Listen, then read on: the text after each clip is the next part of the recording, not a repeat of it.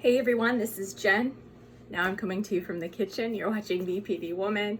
I'm doing another quick video on the fly here. Thanks for tuning in last night. I put up a video entitled Your Advice, Emotional Dysregulation Breakdown, Argument with a Friend.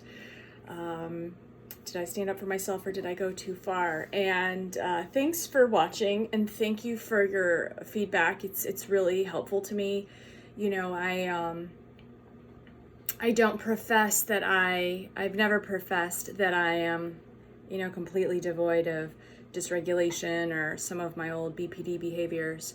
But I'm obviously super improved on a lot of those fronts. And it does, I say this because I watch, and I've said this in a few other videos, I watch many videos out there by professionals or, other YouTubers, and they profess to have all the answers and they never, acknowledge sometimes their own humanity or like their own flaws. And so here you get what's real. And so anyway, I wanted to do a quick follow-up and let you know how that played out last night. So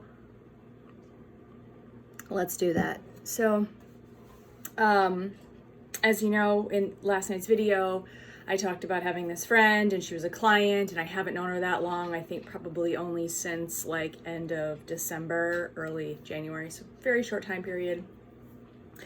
I think maybe I met her in mid-December. Don't quote me on that. So anyway, so it's not been a long time whatsoever.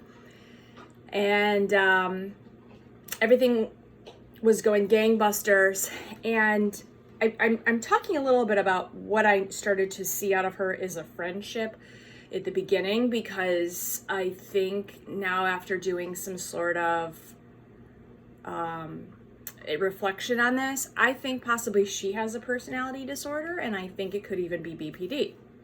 And what I mean by that is untreated. So no therapy, things that she dropped to me that sounded problematic were like, she's like, oh, I'm drinking too much.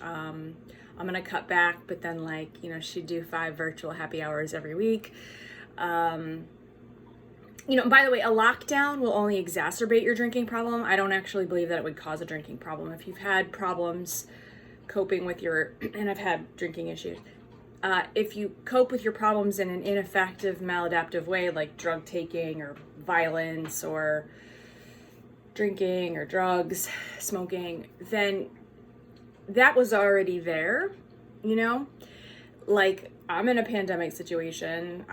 But I'm leaning on my tools that I've proved effective and not are, destructive to me, like talking and YouTube and yoga and taking time out for myself. Anyway, so, then it was like gangbusters. Like she wanted to FaceTime all the time. We became fast friends.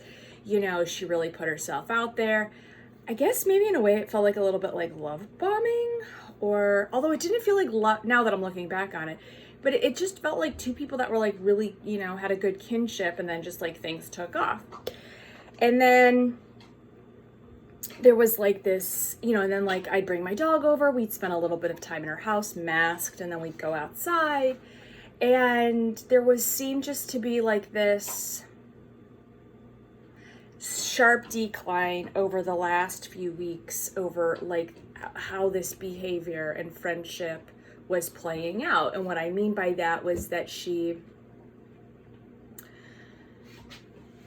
didn't want to take my calls. We didn't have any arguments. She didn't want to take my calls.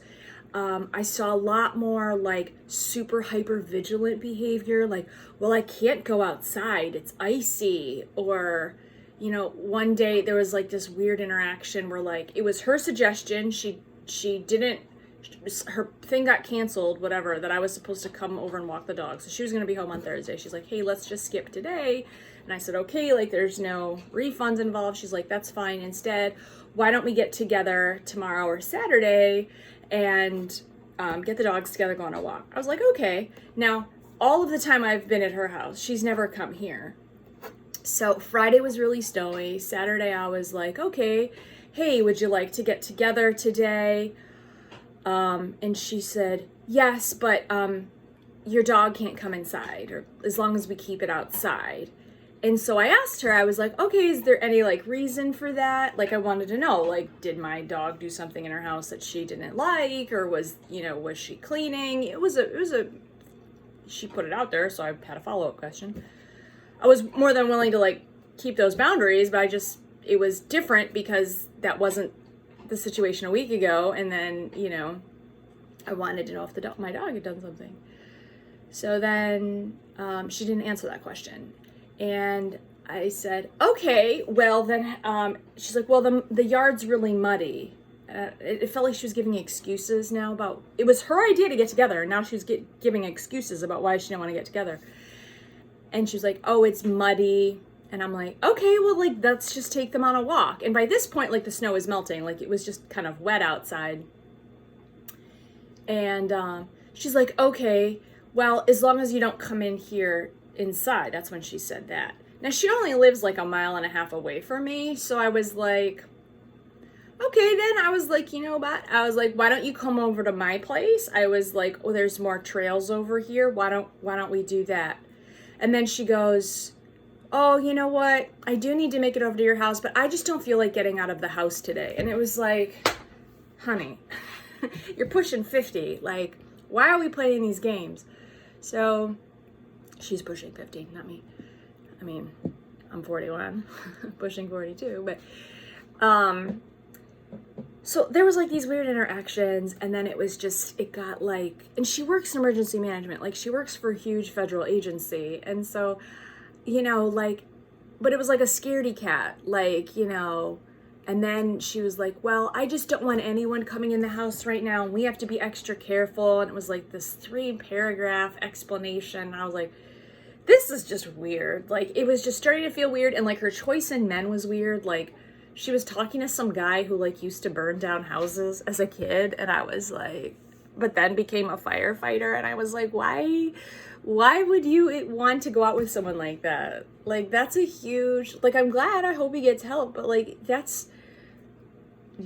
sounds really dangerous. And, like, she always had these excuses, like, oh, all my boyfriends have had addiction problems. I was like, that sounds like a problem.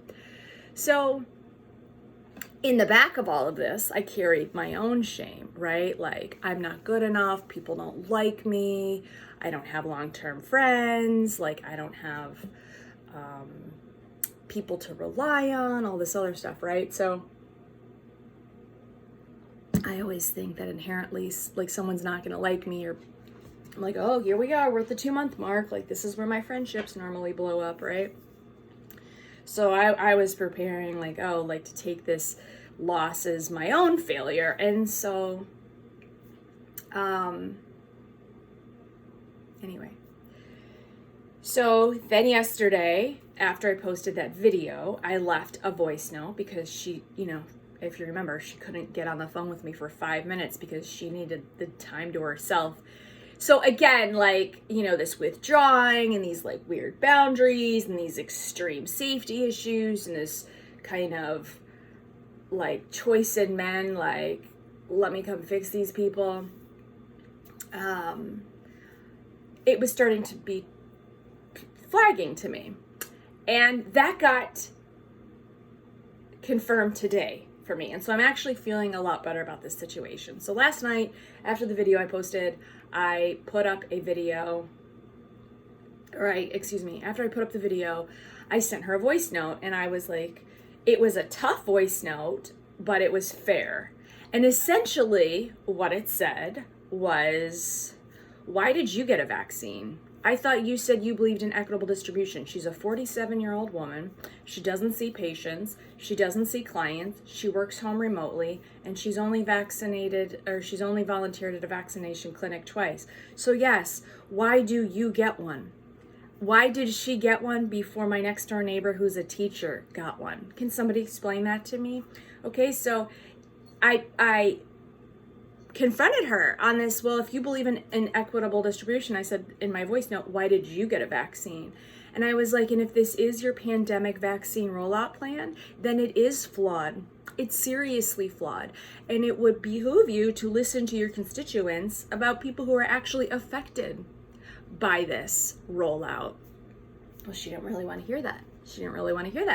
So and she didn't reply last night, and then I felt like this building anxiety, and I played the voice note for a friend, and he was like, he's like, I like your points you made. I consider this person, my neighbor, to be pretty level-headed and like to give me a pretty fair interpretation. He's like, you sounded a little crazy when you said, I'm happy to give you a refund, because that's what I said. I was like, if you don't want me to come over, I was like, I'm happy to give you a refund, which is what I figured would happen, which did happen.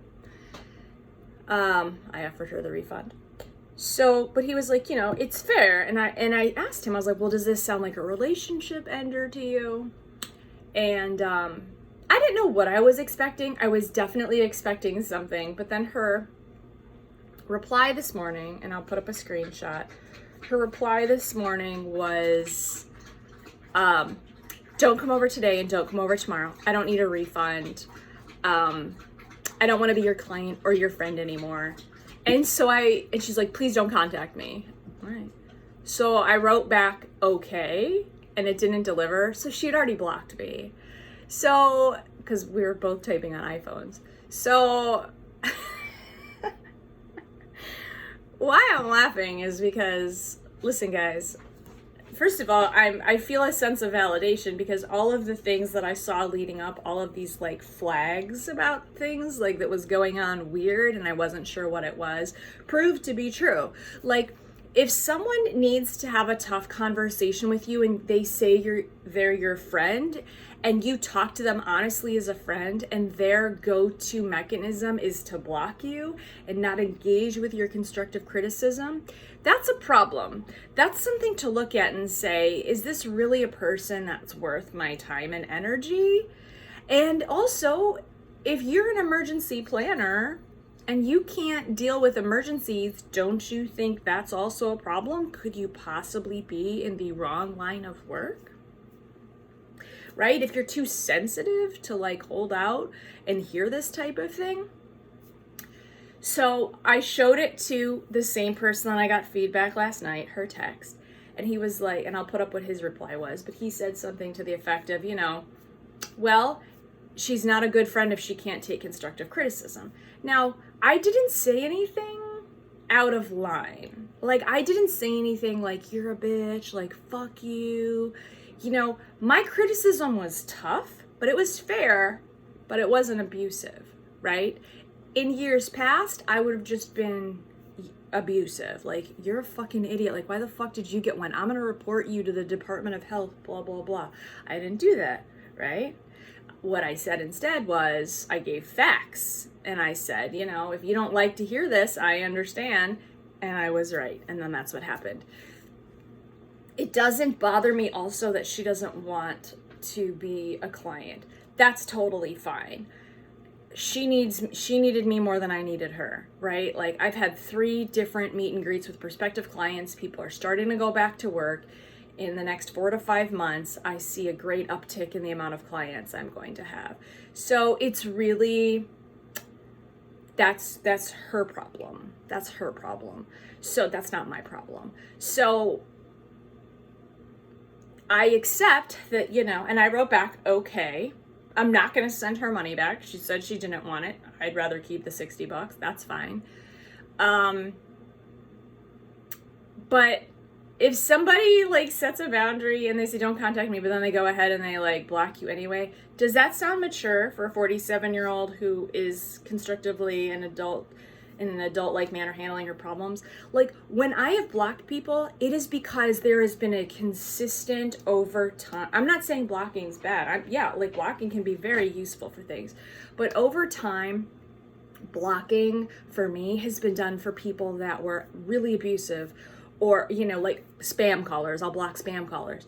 But I mean, currently, over the last year, I only think I've blocked like 2 people, and one was like a really abusive ex-boyfriend, and the other was just a friend I kept giving chance after chance. I mean, probably like a dozen chances. And just as I tallied up the relationship over time, I was like, this is just not working.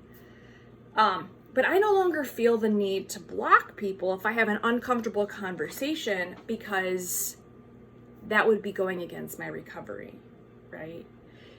having difficult conversations and not splitting by thinking this person's all bad or this person's all good is a step in the right direction for BPD recovery.